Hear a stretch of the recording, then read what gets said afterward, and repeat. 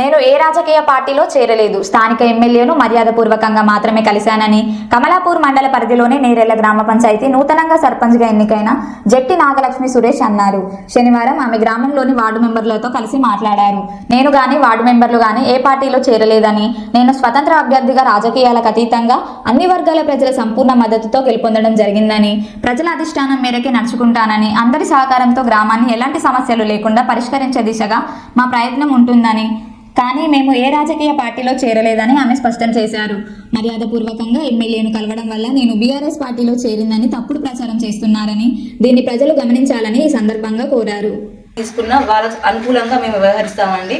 ఇప్పటి వరకు మేము ఎలాంటి దానిలో చేరలేదండి, ఎటువంటి పార్టీలో కలవలేదండి. ఇప్పటి వరకు స్వతంత్రంగానే ఉన్నాము.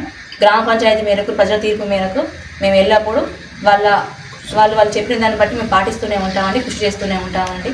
ధన్యవాదాలు.